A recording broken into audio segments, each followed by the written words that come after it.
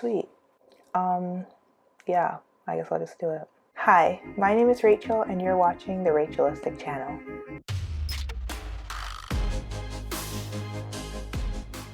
Welcome back to my channel, or if you're new, welcome to my channel. It's been a hot minute since my last video, and basically it's because of burnout. Yeah, because of autistic burnout, to be more specific. And so I just wanted to make a video and talk about what my experience has been with autistic burnout. So yeah, let's just get right into it. So I would say that this all basically started when I was in middle school, when I was 12. So yeah, that's basically when I would say that I started masking full time. Obviously, I was masking before that. Like, I started masking when I was like a kid, but it wasn't like all the time.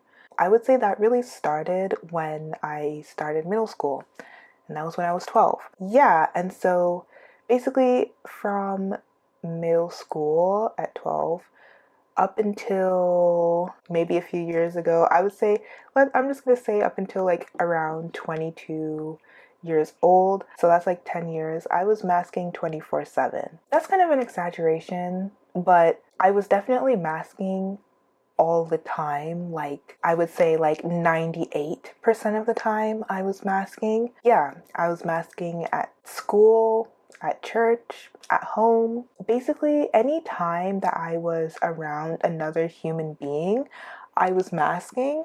Even if like I was like at home, like in my room alone, but there are other people in the house, I was still masking. So when I say I was masking, even when I was in a room alone while other people were in the house, I mean that like when, like if there were other people in the house, but I was like alone in a room, like I was still masking because I was like trying to be like I would try to be quiet or like not do things that would draw attention to myself or like so people could hear me or anything like that. For example, like when I was in university, when I was living in dorms, but then also when I lived like in a house with like roommates or housemates, I guess, I would either not play my ukulele while other people were there, or like I would just play it like really quietly so that nobody could hear me because I didn't want people to hear me. So yeah, that's kind of what I mean when I say that I was masking, even if I was like in a space alone, but there are other people in the house. The only time I was not masking is when I was completely alone, like alone at home. There's nobody else home but me. That was the only time during those 10 years, I would say, that I was not masking. So that's a very small amount of time. So yeah, basically I was masking all the time. Yeah. And so the thing about masking is that it takes a lot of energy. I would say that it takes a lot of mental and like emotional energy. And that can also, and it can also take like physical energy, but it takes a lot of your energy. It takes up so much energy. When you mask a lot, you get tired.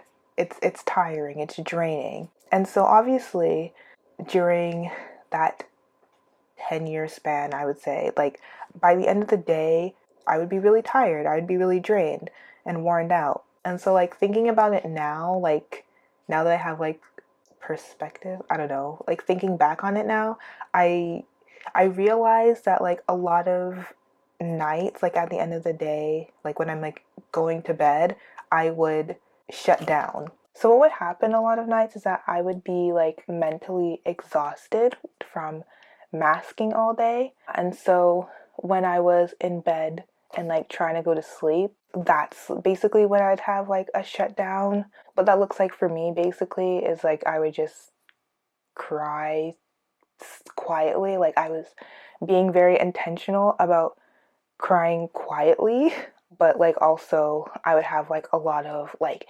negative thoughts running through my mind at that time as well. It's kind of like everything that ever was like a problem would like come up in my head all at once type of thing. And then, I would just be thinking about all the terrible things and crying as quietly as possible. And that's typically how I experience like shutdowns, I guess. So that's how I know that I was shutting down a lot like back then, because if I do shut down, that's basically what's happening inside my head. And that's what was happening back then.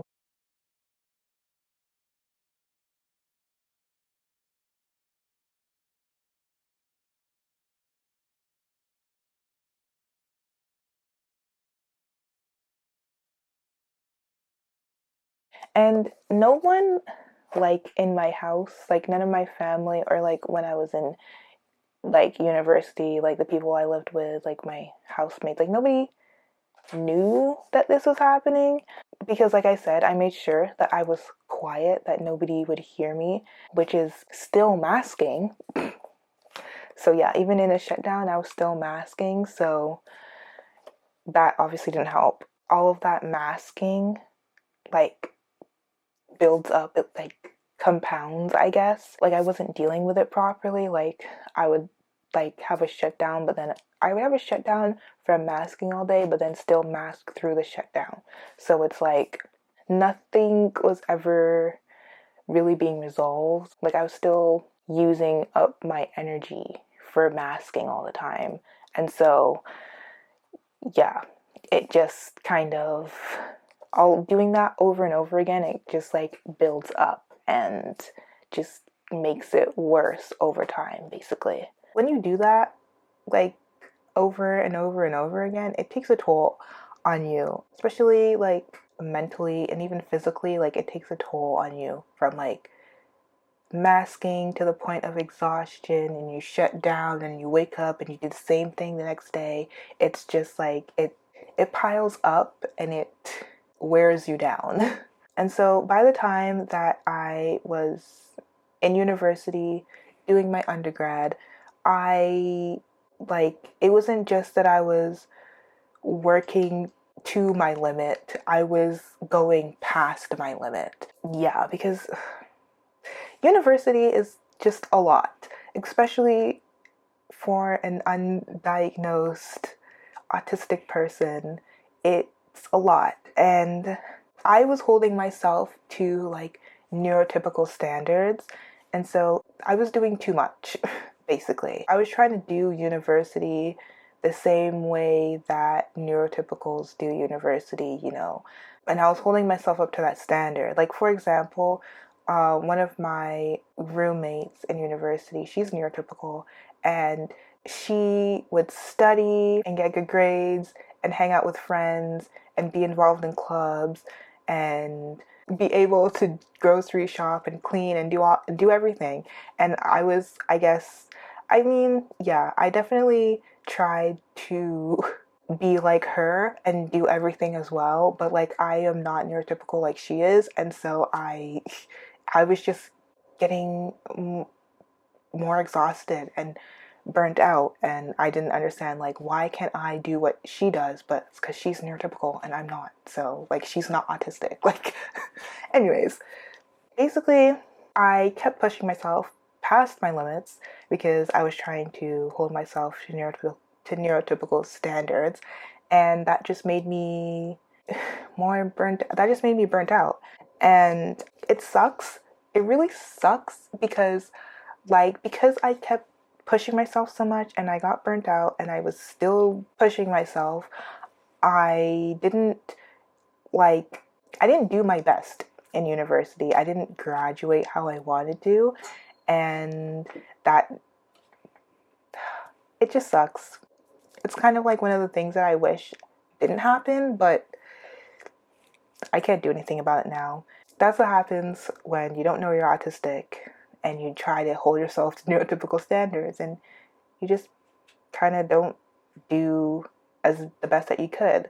Like for me, especially at the end of my undergrad, my mindset was I just want this to be over and done with. So I wasn't trying my absolute best in assignments and exams, and stuff like that. Like, I didn't talk to my professors for advice. I wasn't even paying attention to the classes that I was dropping. So I didn't graduate. Like, I got like a 3 years bachelor's, but my intention was to get a 4 years bachelor's, and like, because I was burnt out and I just wasn't paying attention, I was just trying to finish. I didn't care. I just wanted to finish. It didn't really end the way I wanted it to, and so that's kind of, I don't know. It just sucks. It's just one of those things that I wish didn't happen the way it did, but when you're burnt out, that's what happens. So not that long ago, I think on TikTok or somewhere, I can't remember, but I heard someone say that they were talking about autistic burnout, and they said that autistic burnout is not just running on empty. It's like your car is literally on flames. It's broken down. There is nothing in the gas tank. Your your car, like, it's done. Like, that is autistic burnout. Like, it's like your car is completely unusable, and that is what autistic burnout. It's not just running on empty or running on fumes. It's like past the point of running on empty and running on fumes, where your car has literally exploded into flames and it's unusable. And that's what autistic burnout is like. And that is so true. Yeah, and that is definitely the state that I got myself in from masking every day and running on empty. The thing is that the worst part of my autistic burnout wasn't even like in university or like right after I graduated university, because like I didn't stop after university. I didn't give myself time to recover. I just went on to the next thing, which was this YouTube channel and my wedding. I just went straight into wedding planning and starting this YouTube channel. I did not give myself time to recover at all. And planning a wedding is extremely stressful. I never ever want to do that ever again. And that definitely contributed to my burnout. So from when I graduated university at 22 years old up until like this year when I turned 25, I didn't give myself like time to rest or recover from burnout. Basically, I was always going from one thing to the next. If it wasn't wedding planning, it was working on YouTube videos and social media stuff. If it wasn't that, then it was working on church stuff. And if it's not that, then it's like trying to do stuff around the house, like cleaning or organizing or whatever. And so it's like I never took the time to like recover or rest from any of the things that I was doing. I was just, one thing to the next, to the next, to the next.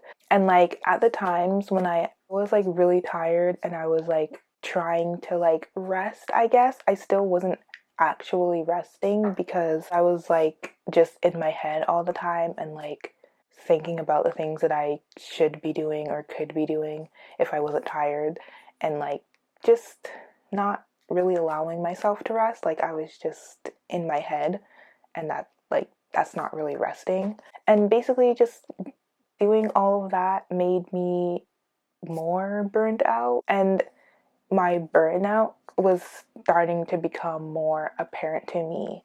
Like I was starting to realize that, okay, maybe there's something else going on here. Maybe there's something wrong, Yeah, and like, so I was finding that things that used to be easy was difficult. So things like taking a shower or brushing my teeth, getting dressed, getting out of bed, it became so difficult to do those things. Even now, it's still difficult to do those things some days. And yeah, but I just kept trying to push myself. I'm just like, I just need to make a schedule and I can do it, or just, make a new routine and I'll be fine. But it's like, no.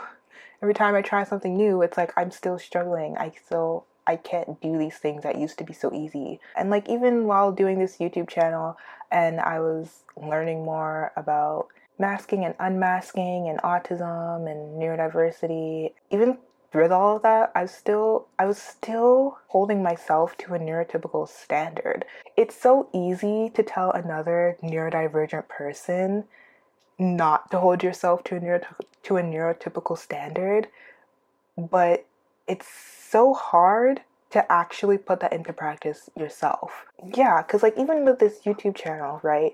Like I'm like, oh, I need to post once a week, like neurotypicals do on YouTube. But I can't do that. It just takes more energy for me to post a video, to record and or like to research, record, edit and post it. It takes more energy. Like I can't do that every week. And like I was like that just it wasn't getting through to my brain that like I literally cannot do things like neurotypicals, like anything. I can't do anything like neurotypicals. Like even to this day, like right now, I still have to remind myself to stop trying to do things like neurotypicals. Like I have to like make the conscious effort to remind myself that I am not neurotypical and I should not expect myself to do things like neurotypicals do. Like my brain works differently. Plus all those years of masking, I don't have the same energy that I used to have. So I have to take that into account when I do things. So it's just, it's a constant, it's like a daily reminder. I have to remind myself that, like, just because you see other people or neurotypical people who, you know, work their 9 to 5 and then come home and cook and clean and go out with friends and do all this stuff, doesn't mean that you have to do it. Like, you're not them, you are you, and you are autistic. So therefore, you cannot do the same things that they are doing, or not in the same way that they are doing it, basically. If I try to do things the same way that neurotypicals do them, it never really works out for me. So yeah, I have to like constantly be reminding myself that you're different and that's okay, but you got to do things differently. You can't do things the same way that they do it. So it really wasn't until last year, like 2023, that I started thinking that maybe I was burnt out. Yeah, but like, you know, of course I didn't stop and like try to recover. I still kept trying to go and do things and I just need a new schedule. I just need a new routine and everything will be fine. But no, like that's not that's not the solution. Continuing to do things or just trying to make new routines like that doesn't help when you literally don't have energy, when you're running on empty or you're past empty, like, you know? And really, I would say that it all came crashing down. But yeah, I would say that like it really came crashing down like at the beginning of this year. Like I think that was really when the car exploded. So that sounds super dramatic, but I don't know. I feel like it wasn't so dramatic of an event for me. Like, I really just reached the point where I couldn't push through that burnout anymore. So when I say that the car exploded, I mean that the car is like unusable. The car is trash, basically. So like you need to get a new car. I mean, obviously I can't get a new me. I don't know how, but basically, or I mean, or you gotta fix the car, I guess. I guess in this analogy, it's that you gotta fix your car.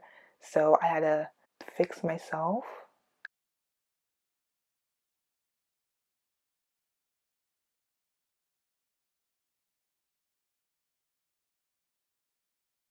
In December, I finally, yeah. Well, in December it like finished, so I guess in January, whatever, I finally took a step back, a step away from some responsibilities that I had at church that were honestly too much for me. And honestly, I didn't want to do it that year, but I still did it anyways. And that really burnt me out. That just contributed more to the burnout. But whatever, it's fine. It took a huge weight off of my shoulders when I finally was like, I can't do it this year again. I don't have the time. And I don't know, I thought that just because, you know, I stepped away from that responsibility, that I was going to be okay without recovering. I don't know why I thought that, but yeah, and I just went full steam ahead into the new year. I'm like, I'm gonna set up this schedule for posting on YouTube. I'm gonna have so much more time. Now I don't have to do this other thing. It's all gonna be great. Yeah, I posted one video. I posted some Instagram posts, and And that was it. That was all I could do. That was it. That was it. After that one video and those couple of Instagram posts, I tried, I really did try to post another video. I did the research, I was putting stuff together, but it just was not coming together. Like, I just couldn't, like, I couldn't focus on what I was doing. I would sit at the computer just tired, just exhausted, and I just couldn't do anything anymore. It's like my body and my brain, they just gave up and were like, no, I'm not doing anything anymore. That's that's what happened. And yeah, for months I literally couldn't do anything. Everything was a battle. Everything was a battle. It was a battle to get out of bed. It was a battle to take a shower. Sometimes that's the only thing. The only thing I did was get out of bed and take a shower, and I can't do anything else. Like, I'm just sitting on the couch, scrolling on my phone, or playing Sims. Like, that's it. Like, I couldn't do anything. I couldn't clean or cook or contribute really to the house. I was just burnt out. I was burnt out. Also, I want to add that because I'm more of like an internal processor, I guess, like I experience things more internally and not really externally. I feel like my burnout wasn't very apparent to others because it's like I don't know, I just experience things more like internally, like in my head, unless like it doesn't really show externally that much. So I feel like it wasn't really that apparent. So like, because my husband obviously lives with me, so he sees me every day, and so he could tell that there's obviously something wrong with me because I just tired all the time and I'm looking depressed. But like other people that like don't live with me, or like when I went to church, or like if I saw my family, I hate to say it, but I would still mask. It's just the truth. I didn't really let it be known that I was like going through burnout. It's a deeper issue, but like I don't like to like tell people when I'm not doing okay. I feel like I'm like a burden. That's a whole other deeper issue that it's not for me to unpack in this video. But basically, I was still masking. Even like while trying to recover from burnout, I'm still masking, especially when I'm outside the house, because I'm not at a point where I can unmask outside the house. I don't know if I'll ever get to that point.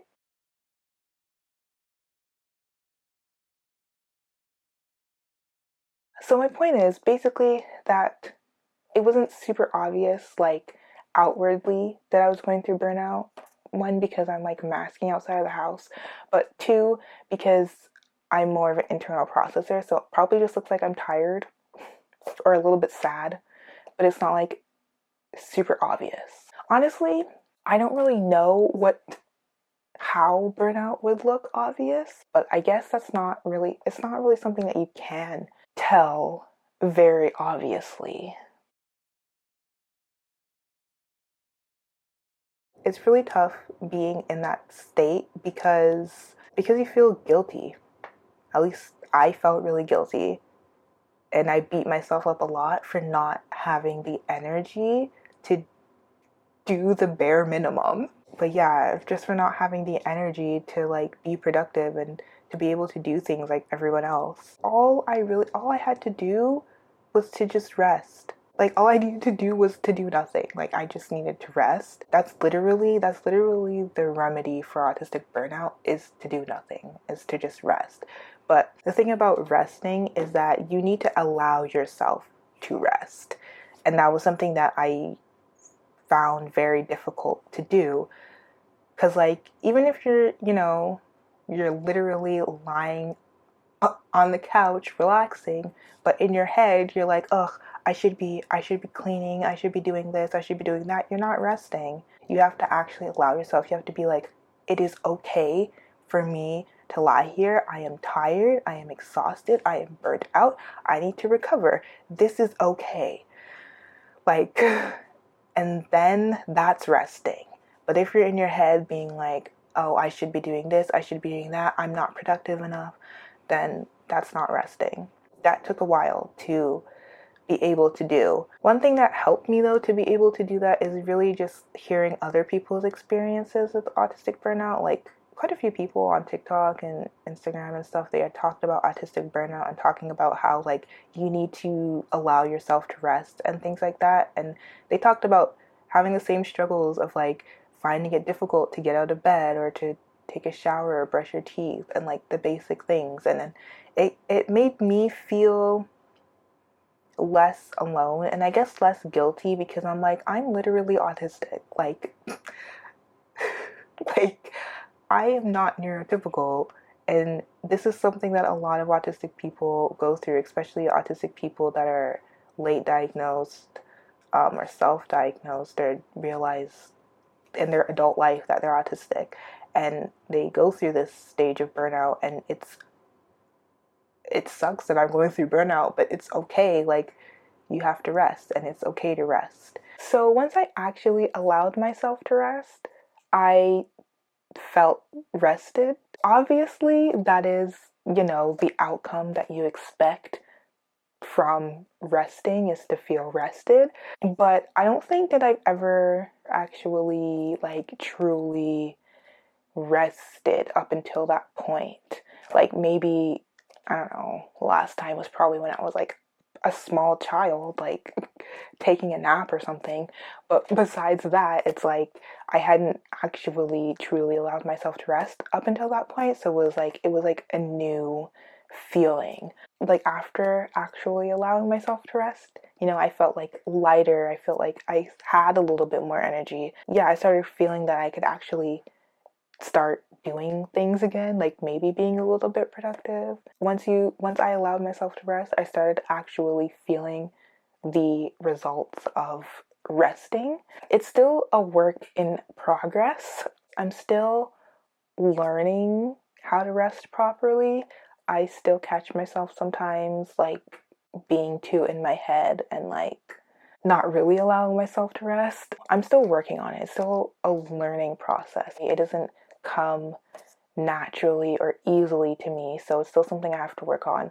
But once I actually learned like how to allow myself to rest properly, that is when I would say that my recovery from autistic burnout actually started.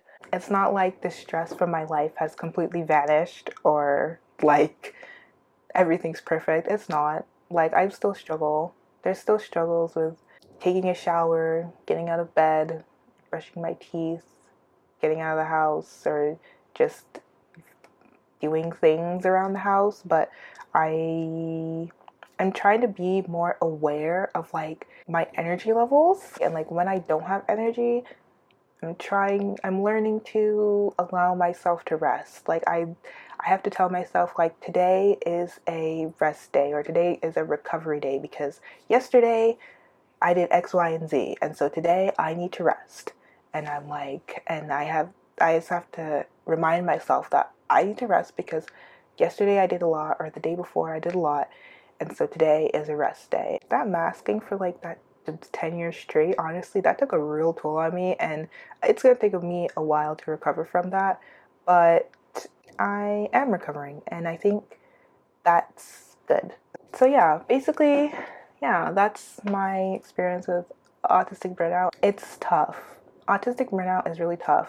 But if you're someone who's going through autistic burnout, just know that you're not the only person to have ever gone through this. And there are other people who've gone through the same thing, and like you'll get through it. Just allow yourself to rest and you'll get through it. I want to do a more like in-depth video on autistic burnout, like a more educational video, I guess, on it. I don't know how long that's gonna take me to put together. Don't expect a new video out like in a week because that's not gonna happen. But I do plan on doing a more in-depth video on autistic burnout, like more like researchy, educational. So yeah, but this is just like I just wanted to talk about like my experience, what it's been like for me, and also why I haven't posted in a while. I'll probably have a video after this actually about the spoon theory because I did make that script but I just haven't filmed the video because no energy. So yeah, but that will probably come out at some point.